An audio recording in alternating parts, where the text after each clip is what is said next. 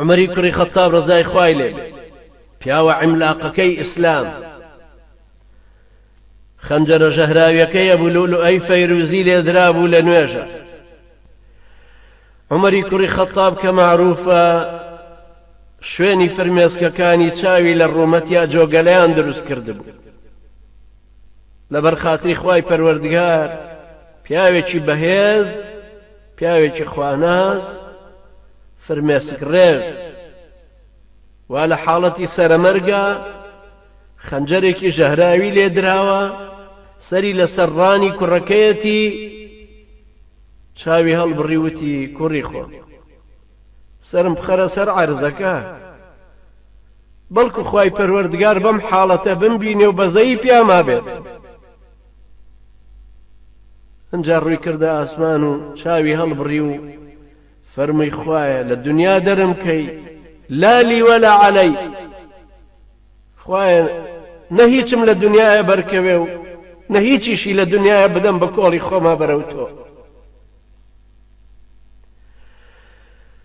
خوای پەروەردگارمان ئێمەش ڕەمەزانە و ڕوومان کردۆتە قاپی تۆ.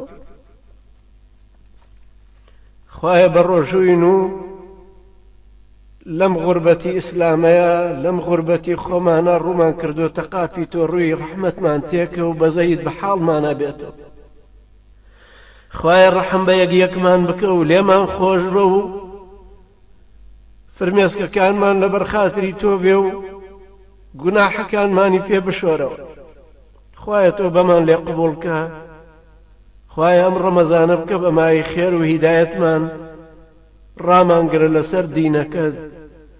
خوایە ئەوانەی تازە هاتوونەتەوە بۆ ئیسلام و گەڕاونەتەوە، خوایە گەڕانەوەیان لێ قبوڵ کە و تەوبەی ئێمەش و ئەوانیش قبوڵ کە و ئێمەش و ئەوانیش لەسەر دینداری ڕاگرێ یا ڕەبی. خوایە دەستت پێمانەوە بێ و نەمان دەیتە دەست نەفسی خۆمان تا گومڕا نەبین و گومڕا نەکەین. یا ڕەبی خوایە ئەم فرمێسکانەمان لێ قبوڵ کەی، خوایە لەبەر خاتری خۆشەویستی تۆ بێ، خوایە خۆشەویستی زیاترمان لە دڵ و دەروونە قایم کە، خوایە خۆشەویستی خۆتمان پێ ببەخشە، خوایە ڕووی ڕەحمەتمان تێکە، خوایە لێمان خۆش بە، قەڵەمی عەفوت بەسەر گوناهمانە بێنە. أقول قولي هذا واستغفر الله لي ولكم وجزاكم الله خيرا والسلام عليكم ورحمة الله وبركاته.